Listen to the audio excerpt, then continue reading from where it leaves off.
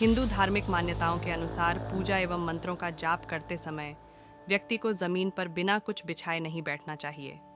पूजा या मंत्रों का जाप हमेशा किसी आसन पर बैठकर ही करना चाहिए। माना जाता है कि जब हम कोई शुभ कार्य करने जाते हैं तो हमारे शरीर में जो एनर्जी होती है वह बढ़ने लगती है। यदि हम सीधे जमीन पर बैठेंगे तो ये ऊर्जा हमारे शरीर से सीधे जमीन में अवशोषित हो जाएगी। ऐसे में यदि हम आसन पर बैठते हैं तो यह हमारे शरीर और जमीन के बीच किसी अच्छे कुचालक का काम करता है और वह एनर्जी जमीन में नहीं जा पाती। वैसे तो पूजा पाठ और मंत्र उच्चारण के लिए कई तरह के आसन मिलते हैं, लेकिन घर में कंबल या ऊनी आसन पर बैठकर पूजा करना या मंत्रों का उच्चारण करना श्रेष्ठ माना गया है।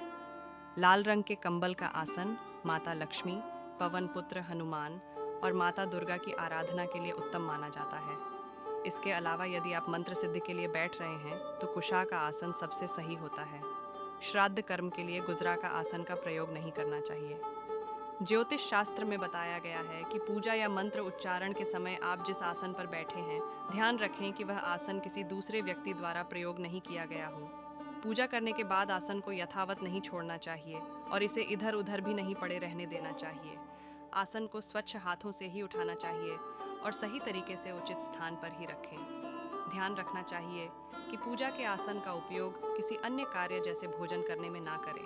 पूजा के बाद आसन से सीधे नहीं हटना चाहिए, बल्कि आचमन से थोड़ा सा जल भूमि पर अर्पित करके धरती को प्रणाम करें। उसके बाद आसन छोड़े। ऐसी ही जानकारी के लिए हमारे चैनल को सब्सक्राइब करें और हमसे जुड़े रहें। जय श्री राम।